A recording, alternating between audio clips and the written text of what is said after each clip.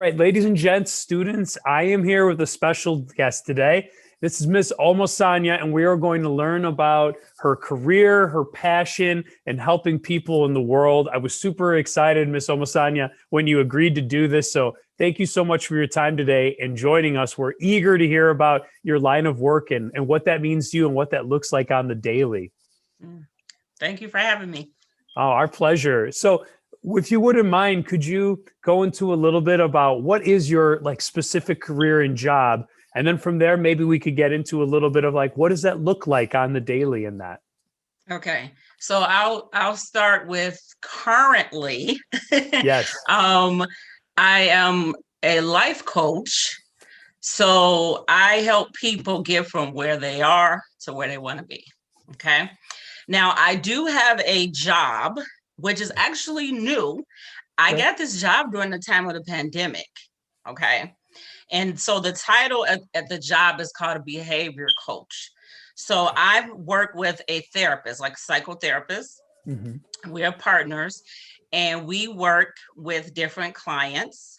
And the company is called Able To. So you're able to improve your lives.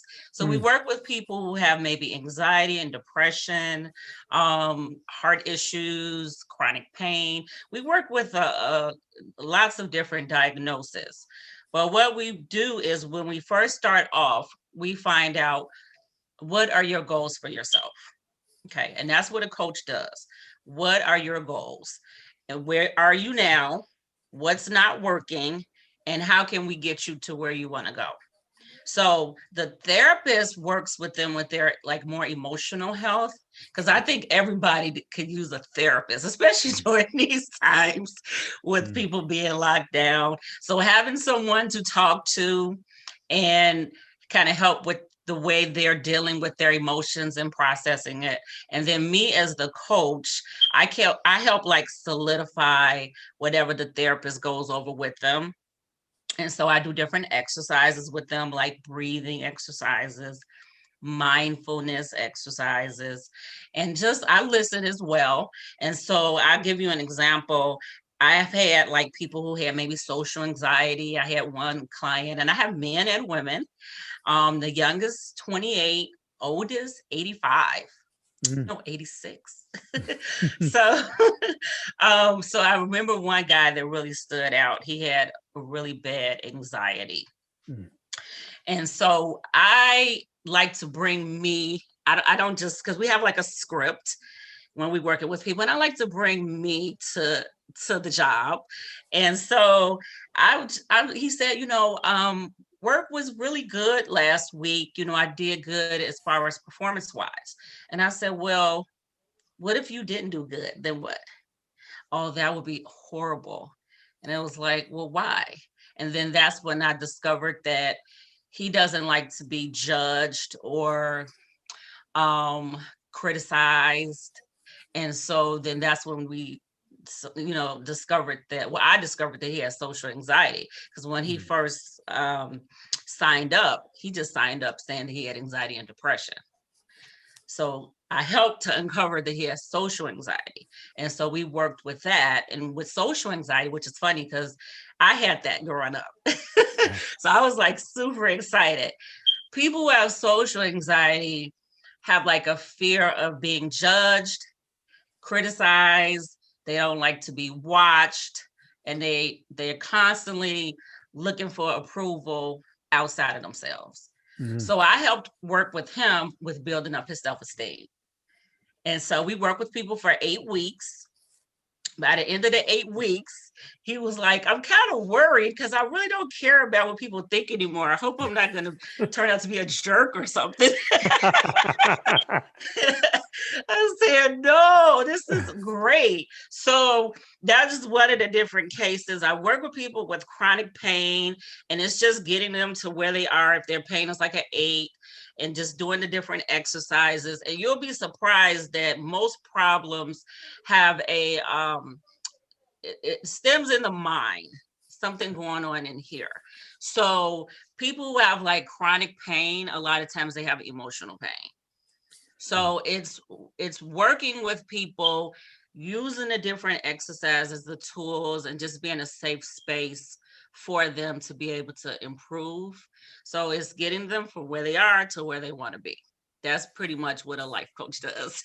Wow, that's incredible. And I appreciate you giving like an example. I think that paints a great picture for the students. So when you're working, are you working closely also with the psychotherapist for this? Would they be considered a patient? Is that the proper term? We call them participants. Participants, forgive me. Participant, So yeah. for your participants in that, do you collaborate with the psychotherapist so that you're saying, hey, I'm seeing this. Is this something we can look into? And you basically form a team to help this person out? Yeah, we work as a team. So they see the person one day in the week, and then I see them the other day. And then we have notes, and we look at each other's notes, and sometimes we have meetings to kind of discuss the case. But yeah, we work together, and it really is very pleasurable to be able to contribute like that, to be able to help people to improve. And I have such a good rapport with everybody. Like my daughters were, they came in the other day because I work from home. And they're like, that didn't sound like you were talking to a client. You're having so much fun, And I have people laughing, and they just are able to just talk about whatever they have going on in their lives, and to be able to help them and to make them smile, especially during this period, is such a blessing. So I'm so grateful for that.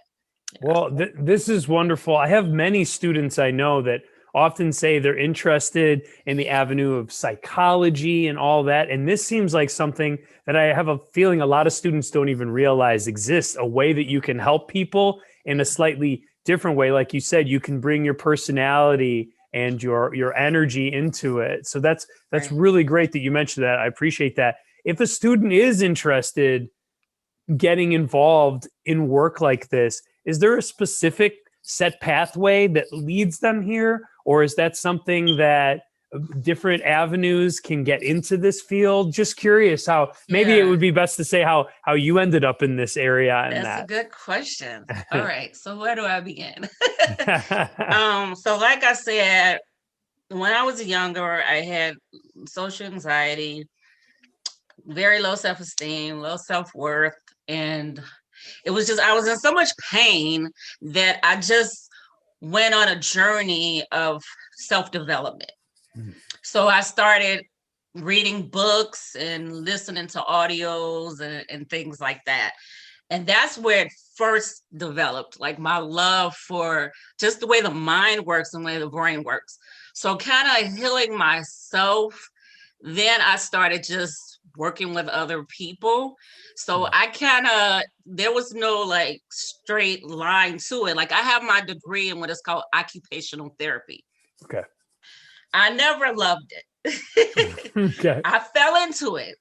Yeah. When I was in high school, I was working in a counselor's office, and she said, well, what do you want to be when you grow up? I said, I don't know, maybe I'm going to major in sociology or psychology. And she's like, well, what are you going to do with that? I was like, I don't know. I just want to work with people. I want to help people. She said, well, there's no money in that. Oh, okay. I'm young. I'm like 17. Okay. She's like, yeah, go. She started telling me about physical therapy. She's like, go for physical therapy. And I was like, okay. So I got to my college. They didn't have physical therapy anymore. They had occupational therapy. Now, I'm glad that I went for occupational therapy over physical therapy, because occupational therapy did have a portion where we were able to work on learning about psych. So we had like a whole semester on psych, and I got A's on every single assignment. But by the time I got out of school, occupational therapists had moved away from doing psych and was more doing physical stuff. So I actually ended up working in settings side by side with physical therapists. And they would be walking with the patients, and I would be doing arm exercises with the patients. And I'm just like, I don't like this. The only thing that I liked is I got a chance to work with people. Yeah. And talk to people. That was the positives. But I remember trying every single setting in that field, because the good thing about occupational therapy is you can work in schools, You could work in like a nursing home, assisted living facilities. So I tried like every different setting. And I was like, nope, not it, not it, not it, not it. Okay. And then I found out about this technique called emotional freedom technique. And that's what I was trained in. And that right there, that technique just blew my world wide open. I like fell in love with this technique. It's like a mind body technique. You tap on different meridian points on the body. It calms down anxiety, helps change limiting beliefs, reduces pain. So I brought it to the occupational therapy field, started doing it with some of the clients, and they were starting to have big shifts and improvements. So I felt better and that, okay, now I can actually do something that I love with them, but it was kind of limiting. So then I decided to like leave the field altogether. And then I started working with people doing this technique called emotional freedom techniques in different like healing centers. I did like a 12-state speaking tour where I like taught it to other professionals. And so that's I kind of ventured out on my own, did like independent contract work and started telling everybody about it. So then everybody wanted a session. And so I kind of paved my own way. And then as far as life coaching, I started doing the emotional freedom technique with people and then doing a little bit of coaching too. And it was one young lady that I helped her to be able to get a job of her dreams. And it was just like, oh, where did this come from? Okay. And I was like, what am I doing here? She's like, you're a life coach. She just gave me that name. And I'm like, okay. And then I started looking into it and I'm like, yeah, that's it. So I did get like a certification just online, but nothing major. There's no regulations on life coaching. Okay. So started doing life coaching and then plus with my emotional freedom technique that I was telling you about, putting those together. Because with the thing about life coaching is you work with people with goals, but then our brains don't like change. It's true. Doesn't like change, right? You're in science, so you know how the brain works. And so you have to be able to help people get through their blocks. So my technique, emotional freedom technique, and some of the other different like mindfulness stuff can kind of help you get centered and quiet, where you can kind of calm your brain down and then actually keep moving forward, because sometimes it's scary. So yeah, that's kind of me in a nutshell. Was basically just paving my own way and getting into this. And then I decided during the pandemic time where I couldn't really go and see people physically because I was working out in like healing centers and having sessions, I just said, you know what, let me see if I could find a job that's in alignment with my values, because I hadn't had a job in like 7 years. And so I was starting to get a little bored. So I found this job that I work at now, which I work part-time because I do have 3 children. And with the whole hybrid, some people, some kids, and everybody's on different schedules. Yes.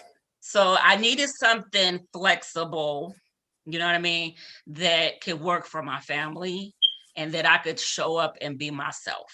So yeah, that's it. Thank you. Yeah, thank you for sharing that. I think that's wonderful. You learned one thing, but you knew it wasn't fully aligned with your passions, and then you ran into this emotional freedom technique, EFT. That's right, EFT, and that totally aligned with your belief system. And from there, you carved out your own career from it. That's outstanding. And I think you've been bringing up a lot, maybe without even specifically saying it, but you seem to really have followed your passions, and from that's allowed you to enjoy your work. Your kids are obviously thinking that there's a rule you can't have too much fun at work, huh? Yeah, my husband is like, you're having too much fun, because he's a physical therapist. He's out there, doing physical therapy with people, but I have fun. I'm laughing, I'm changing lives, and that's what it's about.